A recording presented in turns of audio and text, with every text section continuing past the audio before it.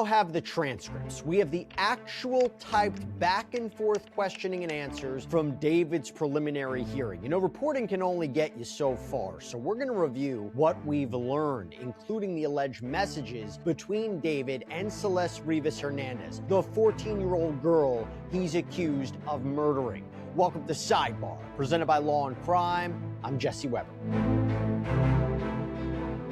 So, Law&Crime and Sidebar specifically have been all over the David case since the very beginning, when it was first announced that a decomposed, dismembered body was found in a Tesla at a Hollywood tow yard back in September of last year.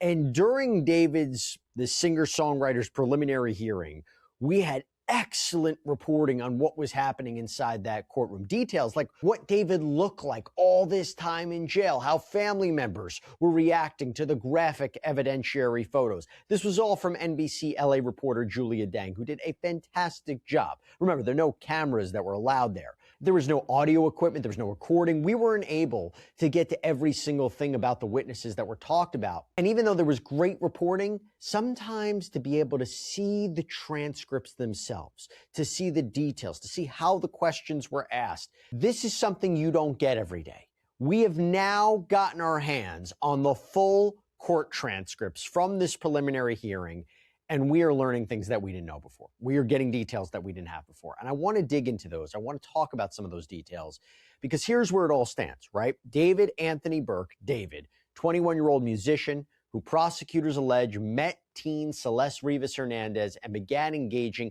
in a sexual relationship with her. They claim this began when she was just 13 years old and he was 18. They claim that he brought her to this home in the Hollywood Hills after calling an Uber for her on April 23rd, 2025, and that he stabbed her to death after she allegedly threatened to expose him, presumably about their relationship.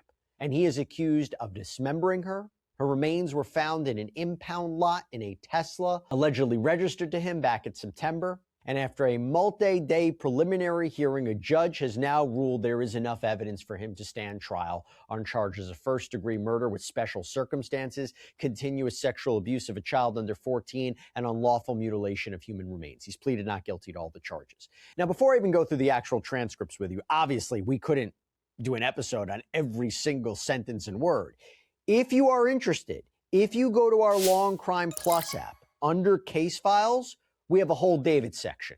The transcripts are all uploaded there for you to view yourself from every single day alongside other major filings and documents in this case. So again, that's the Law&Crime Plus app. But let's give you the highlights here, the things to know. So day one of the preliminary hearing covered a lot of ground.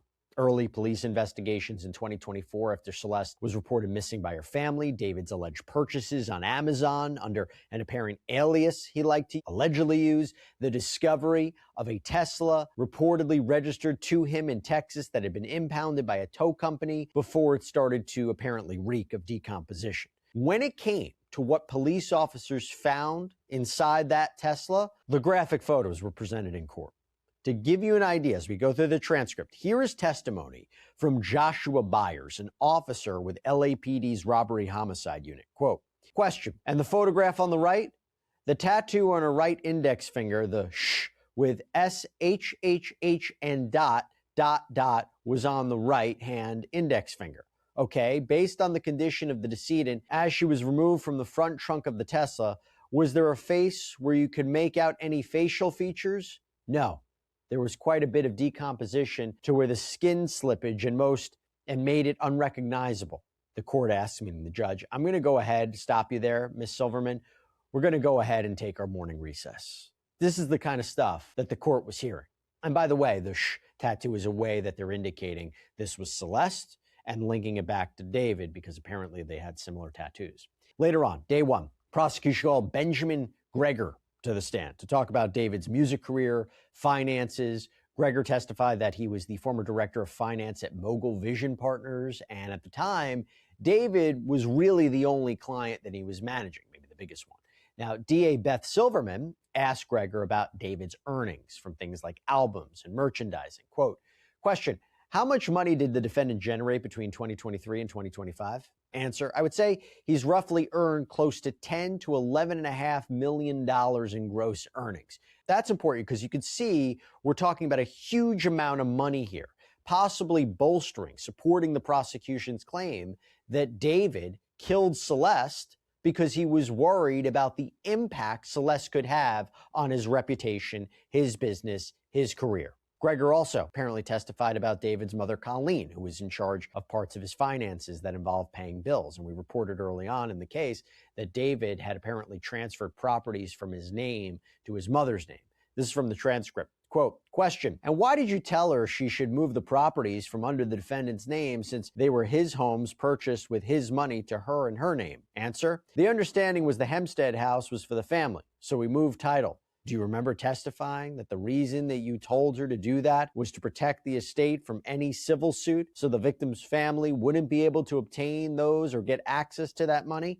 I do recall, yes. So argument there about whether this witness is credible. But one argument for that could be, why would he transfer the properties? Sense of guilt, right? Worried about a civil judgment? Are you worried because you allegedly committed this crime? And also it's an important question about what did the family know? Right? We haven't heard them testify at all. Will they testify at a trial? We know there was reporting about them being subpoenaed to testify in front of grand juries. Now, during the defense's cross-examination of Mr. Greger, David's attorneys really drove home the point that then 18-year-old David, he was out on his own for the first time. He was naive to the ways of the world. This is by his attorney, Ms. Bednarski.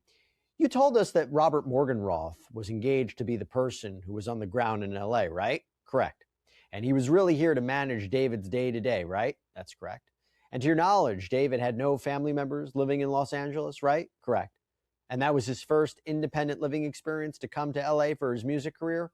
Correct. Now, I suspect an argument will be that the defense will make is David had no idea about his finances. He had no idea about his wealth. He had no idea what he was making. So this idea of him killing Celeste for financial gain, it wouldn't make sense. That he didn't appreciate what he could lose or gain from Celeste's death. I also want to know if they're setting up the idea of all the alleged purchases that were made of things that you would use to dismember a body. Did he make those purchases or did someone make it on his behalf? I don't know if they're going to do that. Something I'm suspecting. Okay, day 2 of the prelim. And this is where we got more insight into just how much money David's music career was bringing in. And by the way, when we talk about killing for financial gain, that's a special circumstance, right? This is a way that the prosecution is trying to get the higher penalties, the death penalty on the table. So Louis Poimereau, I'm probably butchering the name, I apologize. Names are not my strong suit. Poimereau, a senior vice president of finance for Interscope Capital, UMG, was called by the prosecution. Question. And so for the EP and 2 albums, what was the total amount that was paid out to the defendant? Answer. The total that was paid out was $5.12 million. The DA then moved back to some of the grittier, the more graphic pieces of evidence in this case. And this is when LAPD criminalist Chelsea Murillo was called to the stand. And she was the one who processed that Tesla Model X, apparently that contained Celeste's remains. So from the transcript, quote, I gathered some of the air fresheners that I found throughout the vehicle for a single photo. There were at least 11 throughout the vehicle. Question, and where were they within the vehicle? Majority of them were in the center console. They were also in the rear seats, and there were also some in the frunk area, meaning like the front trunk. So there were actually air fresheners in the front trunk area? Yes. Murillo continues, quote, the top middle is a picture inside of the frunk, and it shows the insect activity and an air freshener. Anytime you talk about insect activity, gives you kind of stages, decomposition, how long the body might have been in there. Okay, and in terms of insect activity, are we talking about things like maggots? Yes. Flies? Dead flies? Yes, okay. In the photograph just below in the center where I see there is a red circle, what is it that you've circled here? That is another air freshener. It's just difficult to see because it's beneath the maggots. So legally, this is important. If you're trying to show this is David's car, how long has the body been in there? Would it have been impossible for him to know if he went to that car at any point or was driving that car, you don't see what's going on here? And why so many air fresheners? Is it to mask the decomposition smell? To show he knows what happened to Celeste, that he did this. That's the allegation. By the way, it is difficult to even imagine how Celeste's parents must have been feeling when they're in this courtroom for testimony like this. Hearing about the condition their daughter was found in is truly horrendous. But it would only get worse on day 3 because that court transcript is still being prepared by a different court reporter, so we're going to have to request it as soon as it's finished. But we know, based on Julia Deng's reporting from inside the courtroom, that horrific autopsy photos were shown to the gallery. LA County Deputy Medical Examiner Dr. Grant Ho testified about the autopsy findings, confirming that his office had ruled her death a homicide, 2 penetrating wounds. He also went into detail about the dismemberment of Celeste's remains, noting that it was possible a power tool like a chainsaw. Remember, there were 2 chainsaws found in David's garage, could have been used. There was also a missing chainsaw as well. But because of the severe level of decomposition, it is difficult to pinpoint an exact time of death or dismemberment. This is according to the doctor's testimony. I did a whole episode on Sidebar about potential gaps in the prosecution's case. No apparent murder weapon was found. You don't necessarily have the tool or tools that were used for dismemberment. These are holes in the case that the defense may exploit. Let's talk about day 4. So day 4, we got a better feeling for what Celeste and David's relationship or apparent relationship was like. Remember why this is important. He is facing a sexual abuse charge, okay?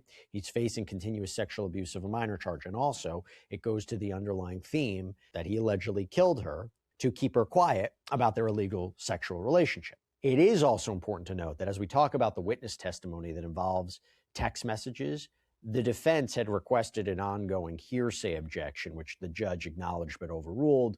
Rules of evidence in a preliminary hearing are very different than a regular trial.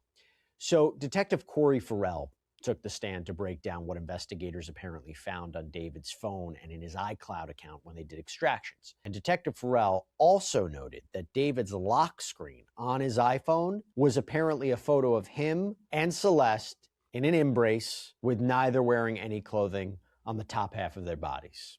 Remember, she was a minor.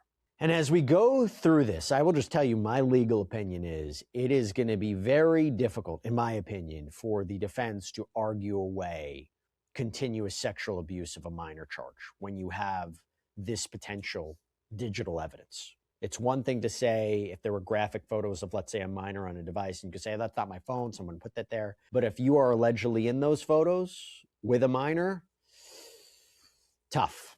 And by the way, it came out during the course of this preliminary hearing that it doesn't appear mistake of age can be a defense. That even if Celeste had allegedly lied to David, that's not going to be a defense as far as we can see. That's what the prosecution asserted. I haven't seen case law to negate that. So I'll give you an example of the transcript. Quote, question by Ms. Silverman. And what was the subject matters that were discussed throughout the course of these text messages? Answer, they discussed past sexual liaisons, future sexual liaisons. They discussed sexual positioning. They discussed their relationship, the future of their relationship. They discussed how and when they could meet up. That was generally the generalized description of the text messaging between the two of them. So from there, Detective Farrell had the essential, the very important, but I will tell you, very unenviable task of describing photos and videos allegedly of David and Celeste, or the two of them, together in various sexual positions or images. Because the images are considered child sexual abuse material, CSAM, they weren't shown to the public, and instead the detective gave a play-by-play of what he was seeing. Based on electronic records, investigators learned that David and Celeste had apparently met online, began communicating when she was just 11. They reportedly or allegedly had sexual intercourse or relations for the first time when she was 13 and he was 18. And there was a lot of concern in this messaging that she could become pregnant. So here's DA Silverman questioning the detective about a specific text thread. Question, okay, and the first text that we have here is the victim texting to the defendant currently, and then a misspelling of the word manifesting, my period because I refuse to have kids, correct? Correct. And then a response from the defendant that says what? Did you miss your date? Okay, and at the top of the next page, same date, 11:25, 10:16 p.m., what does the defendant say to the victim? He says, you should start tracking. And what about at the text right beneath that? He sends a second message that says, use Flow. Do you know what that refers to? I believe it is a telephone application for women to track their period. He says, I know that's why you should start tracking. And then just beneath that, what does he tell her? And now that it's ovulation week for you, it's important. And then on the following page, let's jump down to this text here at 10:18 p.m. What does he tell her? I just need to make sure you're on top of your... And is there a response from the victim? Yes. What does she say? She said, If I'm pregnant, though, I'm not having it. Now, how old is the victim at this time? She had just turned 13 years old 2 months prior. Question by Ms. Silverman. How old is the defendant at the time of those text messages regarding pregnancy and this pregnancy tracker app in November of 2023 when the victim is 13? 18 years old. So based on these text messages, it appears that Celeste had at least one abortion. Quote, they're talking about a pregnancy. She says, it's okay though, don't worry. Neither of us are capable of watching and taking care of the baby. It's for the best, no? And does the defendant respond? He does. What does he say? He says, yeah, I know. And a few hours later, also on January 8th, this is at 10:51 in the morning, does the defendant continue the conversation? He does. What does he say? He asks her, when you gonna get it done? And does she respond? She does. She says, 2 days. And after that, does the defendant say anything to her? Yes, he says, also, my mother always told me to ask this question if I ever was in this situation. It's not insinuating anything, so don't get offended, please, but it is mine, right? And what is her response? Of course it's yours, David. Their text messages often refer to something that they call Operation Awesome, or OA, which is apparently their name for her leaving her family and coming to live with him. So at this point, we believe she's 13 and he's now 19. There's a man named Sheldon who was apparently hired to work as personal security for David. And he is mentioned as part of this alleged secret plot to move her to LA. And another person who was apparently aware of David's dealings or apparent dealings with a very young girl. And at times, Celeste's messages make it seem like she's nervous or hesitant to actually pull the trigger on it. But David appears to kind of push her. Quote, on February 14th at 2:17 p.m., does the defendant send another text message to the victim? Yes. He says, quote, so explain me what you want to do. I tell Sheldon stop at stop sign and you make multiple trips to car. And does she have a response to that? Yes. What is that? First response is no. Then she follows it up with hell no. JS, just tell him to stop. Just tell him to the stop. And I believe it says sigh and I believe it's a typo and she meant sign. Okay. And then the defendant, does he ask her a question about this operation they're planning? Yes. What does he say? He says, so how are you going to carry heavy bag? And what's her response? Her response is, it's not going to be heavy if it's that small. And what does he say? He responds, nah, you're supposed to use the duffel along with whatever you were packing in last time and whatever is shortened to WTV. And I have to say, the text message threads that were shown in court varied from just vulgar to disturbing. For example, here's more from Detective Farrell. Quote, he says, I'm thinking about your abortion gift. And what does she say? She says, I want Balenciaga hourglass purse. Later that same day in the evening hours around 5:17 p.m., does she send another message to the defendant? Yes. What does she say? She says, you ever just think we have whole A sex tape? And what is his response? He says, few of them, yup. And then what does she say with respect to that? With respect to that sex tape? She says, is no leak it, please. And what does he say? He said, N-word, and the word is capitalized, you, and the rest is lowercase, don't leak it. So then in this preliminary hearing, it appears that David, through the evidence, often tells Celeste that he loves her. And his messages seem to kind of slightly flip the narrative from what many originally assumed when the story broke, because it seems that David was the one pushing for a relationship and for them to be official, while Celeste was more hesitant in some respects. I think that could be an interpretation. For example, you have this message that was read into the record from David, quote, remember where we started, my love, and never forget that. Used to come over to the house only past 11 p.m. and all we would do is drink and have sex and go on walks. I wanted real dates. I wanted to take you places. I wanted to spend daytime with you. But because of your situation, we couldn't do those things. So the time we spent together was enough for me. Celeste later allegedly responded, realistically, I care, but I killed my kid first, you. I believe it means for you. And what is his response? His response is, it has to be in the right time with the least complications. And I will say it appears that Celeste's decision to terminate her pregnancy dominated the latter part of their relationship. Quote, she says, I'm still willing to talk about it. I mean, you know, after all, it's my baby. Why would I not want to talk about my child?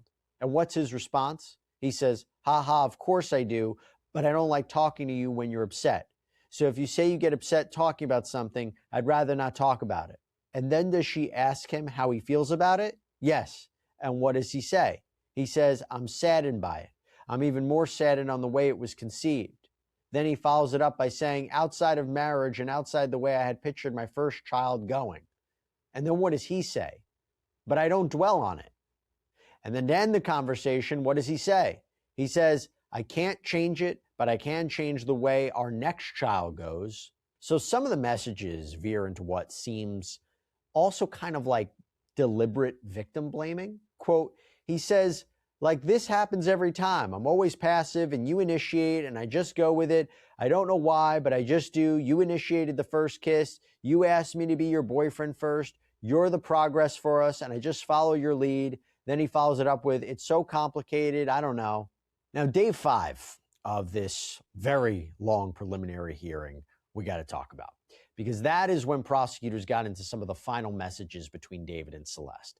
And that includes a profanity-laced message from Celeste where she claims, or allegedly claims, that she would kill David, that she would strangle him, that she would tell her dad lies about him, that she would end his career. All important for the prosecution's case to say, you know, he had a reason to kill her.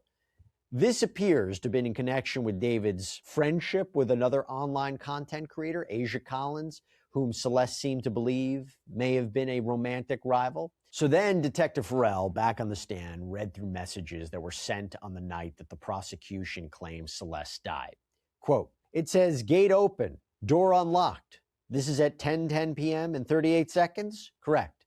About 20 minutes later, at 10:31 and 3 seconds, does the defendant send another message to her? Yes. And what does he say? He says, Uber said you're here. Where are you at? And at 10:33, does he send another message? Yes.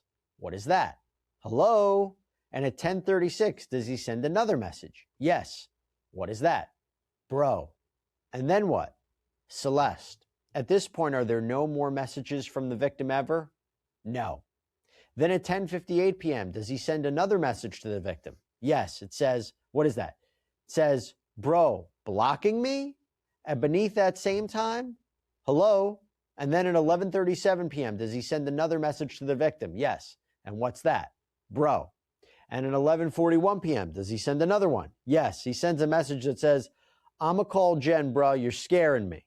So this all goes to what the prosecution claims is the alibi text, right? That she allegedly came over, he allegedly killed her, and then he is accused of trying to cover it up. Now, I've talked about this before.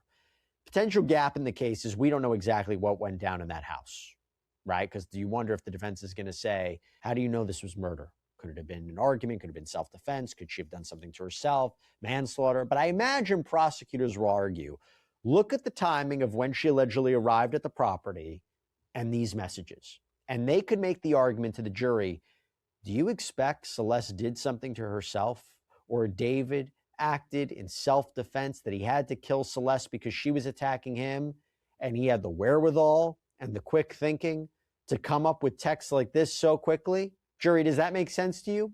Now, the defense could suggest maybe he really didn't know where she was. Maybe she never went to the property. There's no surveillance cameras of this as far as we can tell.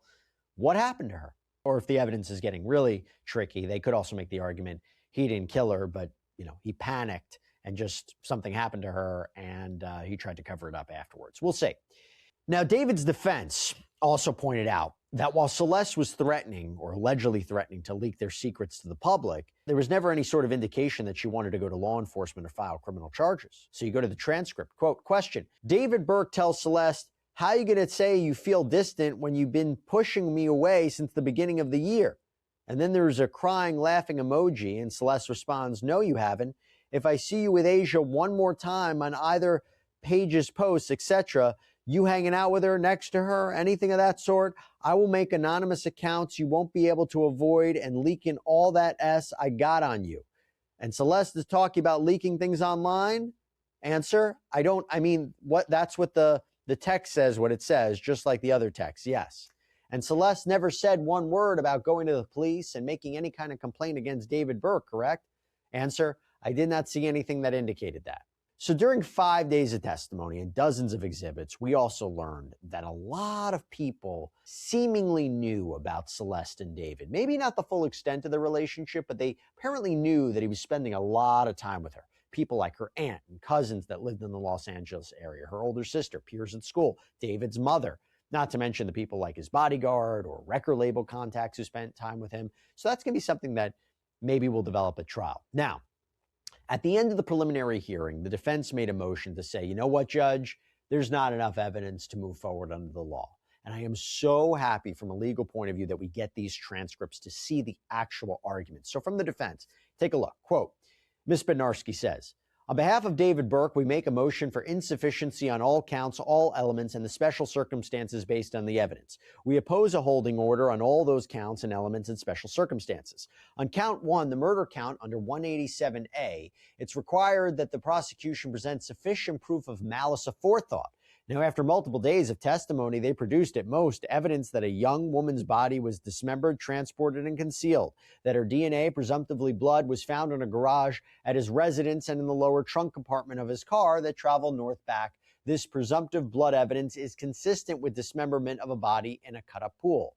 And while this evidence circumstantially supports concealment of a death, it's not evidence of a killing, much less of a killing by this defendant with malice. This circumstantial evidence, this blood evidence, does not support the requisite intent of malice aforethought. And without malice, the DA may have circumstantial evidence for a type of homicide occurring, but not a 187A by this defendant, so first-degree murder. And Bednarski also argued that the special circumstances applied to this case, lying in wait, killing for financial gain, the murder of a witness, it doesn't fit here. Quote, and here the evidence does not support a finding of killing by lying in wait. Ms. Hernandez knew and expected Mr. Burke to be home. In fact, she demanded to come over. I think we heard a recitation of more than 7 or 8 demands by her insisting on coming over and insisting on coming over on that day. She was asking over and over, and he continued to try to convince her otherwise with excuses like his parents were in town, like she should wait until after his trip to Singapore, asking why did she need to come right now before that trip, repeatedly trying to get her not to go. In fact, telling her no, but she insisted and set the time and place that night, his house. And she also argued that the claim of monetary gain from Celeste's death didn't make sense. Quote, the proof of economic benefit presented here was too attenuated to satisfy the legal standard. The theory appears to be preserving prospective music career, but that is not a concrete financial interest under the law. No California case extends the circumstance here. Special circumstance alleged here to preservation of future earning capacity, and that's the theory here. And she again pointed out that David didn't seem interested in anything to do with his finances. He let other people handle all that. Quote, we heard extensive evidence of Mr. Burke's lack of engagement with his finances, lack of interest, never asking any questions. There is no evidence whatsoever his contract was ever explained to him or discussed. And as I mentioned, there's the argument that Celeste never had any intention of calling the police on David. So that goes to murder of a witness, right? Quote, there was no pending proceeding or case or investigation. And while that's not required by the law, it certainly weakens any inference that was Mr. Burke's subjective expectation. All of her threats were to expose him socially to family and friends, exposed to her father, exposed to people online, going to Val's house and pounding on the door, essentially to ruin him socially and professionally. Never a threat to go to the police or to testify. The threats point the wrong way for the prosecution argument. Now, the prosecution had a chance to respond in a rebuttal, and they argued, as expected, the complete opposite of what the defense did, saying, quote, so we're talking about a victim who has been stabbed twice. I can't understand how anybody would believe that you wouldn't notice that. I assume there would have been some vocalization. And during that time, the defendant doesn't call 911. He doesn't call law enforcement. He apparently doesn't call any friends. Maybe he calls his family, but he doesn't do anything to try to save her life. So there's nothing about this case that sounds like an accident. Rather, what it sounds like, based on the argument that's been going back and forth between the defendant and the victim, who in the last 24 hours, once she makes that threat, it appears that he then puts his own plan into motion. Just as we saw, he made a plan to help get the victim out of her home so that she can come stay with him when she ran away from home. He formulated a plan here as well. And we also have to keep in mind, regardless of the fact that the defense tried numerous times throughout this proceeding to try to dirty up the victim, we're talking about a 13-year-old child, and the motive evidence in this case is astounding. So in a preliminary hearing, it is up to the judge to decide whether a case moves forward to trial. Is there enough evidence to support probable cause? The judge announced, quote, it appears to me from the evidence presented that the following offenses have been committed and that there is sufficient cause to believe the following defendant is guilty thereof, to wit, David Anthony Burke. And then it lists out his charges and the penal codes associated with each one. Then continues, I order that Mr. Burke be held to answer, therefore. Bail will be set at no bail at this time and be committed to the custody of the Sheriff of Los Angeles County. So there you have it, okay? As DA Nathan Hochman said, this is a fraction of the evidence his team will present at trial. We did a whole other sidebar about potential gaps in the prosecution's case, how they may address it, with what kind of evidence. But look, these transcripts are a front row view to what the prosecution's case looks like a little bit and what evidence they will present and the defense's response, the defense's strategy. Arraignment is currently scheduled for August 31st. The formal charges, the formal reading of the charges will happen then. I spoke to DA Nathan Hochman last week where we know there has been no announcement of the death penalty as of yet, indicated that his office would be open to hearing a plea offer should David wish to go that route. I am wondering if the death penalty hanging out there is a strategy by the prosecution to get David to the plea deal table. We'll see. That's all we have for you right now here on Sidebar, everybody. Thank you so much for joining us. And as always, please subscribe on YouTube, Apple Podcasts, Spotify, wherever you should get your podcasts. You can also check us out on NBC's Peacock as well. If you want to follow me, X, Instagram, my News Nation show, Jesse Weber Live, Monday through Friday, 11 p.m. Eastern. See you next time, everybody.